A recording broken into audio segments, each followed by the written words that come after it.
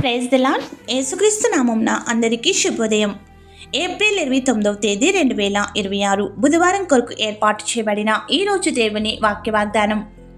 మత్తయి సువార్త 5వ అధ్యాయము 5వ వచనం. సాత్వికులు ధన్యులు, వారు భూలోకమును స్వతంత్రించుకొందురు. ఆమేన్. ప్రియమైన దేవుని జనగమ, సాత్వికంగా ఉంటే మనం ఎంతో ధన్యులమని, తద్వారా భూమిని స్వతంత్రించుకుందుమని యేసు ప్రభు మనుష్య కుమారుడుగా తన జీవవాక్కును బోధ చేసి ఉన్నారు. భూలోకమున స్వతంత్రించుకునుట అంటే భూమి మీద రాజ్యాధికారం కానీ, దేశ అధినేతలు కానీ, ప్రజాప్రతినిధులుగా, గనులంగా, అధికారులుగా అధికారం చేయు బాధ్యతలు నిర్వర్తించడం. అంతేకాక అది మూల పురుషుడైన ఆదాముకు యెహోవా తండ్రి ఈ భూమిని పండించుకుని తినమని నిర్దేశించి ఉన్నాడు.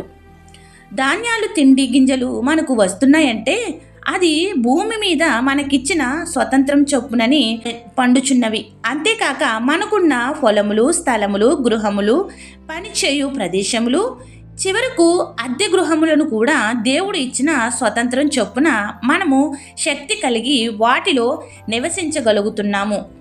అవి స్వాస్యముగా అనుభవించగలుగుతున్నాము.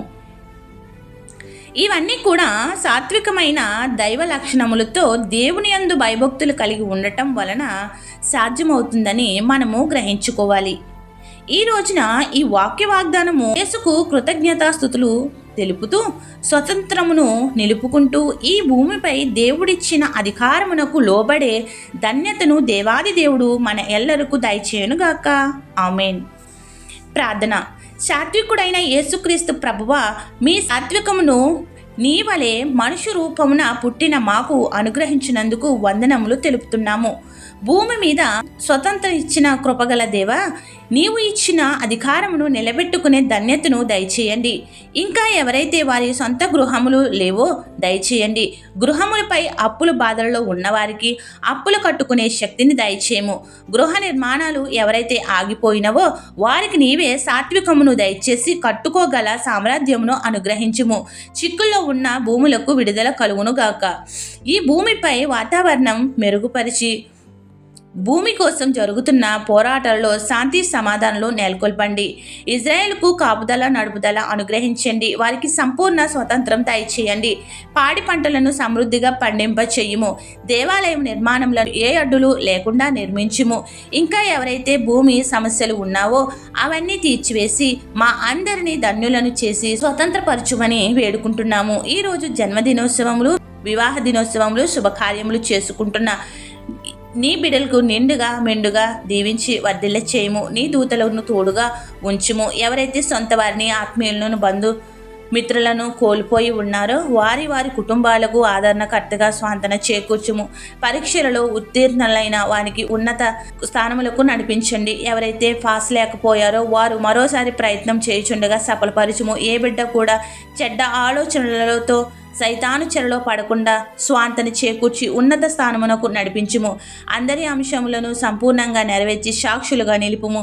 ఈ పరిచర్య చేయుచున్న కుటుంబాలను దీవించి ఐక్యతపరిచి ఆశీర్వదించి మేలులతో నింపమని వేడుకుంటూ ఏదైతే మరిచితమో విడిచితమో అవన్నీ నీకే సమర్పిస్తూ తండ్రి, కుమార, పరిశుద్ధాత్మ త్రియేక దేవుని నామమున సాత్వికులుగా మనులను ఆయన యందు భయభక్తులుగా నడుచుకునే దైవస్థితిని అనుగ్రహించి స్వాతంత్రములను అనుభవించగల శక్తిని పొందుకోగల భాగ్యములను మన ఎల్లరికూ దయచేయునుగాక. ఆమెన్. ఇట్లు దేవుని సువార్త పరిచర్యలో మీ సహోదరి. ఆమెన్. God bless you. అందరికీ మరణాత. నీవు లేని చోటేది యేసయ్యా, నీ దాగి క్షణముండలేనయ్యా. నీవు చూడని స్థలమేది యేసయ్యా, కనుమరుగై నేనుండలేనయ్యా. నీవు వినని మనవేది యేసయ్యా, నీవు తీర్చని బాధ ఏది యేసయ్యా. నీవు వినని మనవేది యేసయ్యా, నీవు తీర్చని బాధ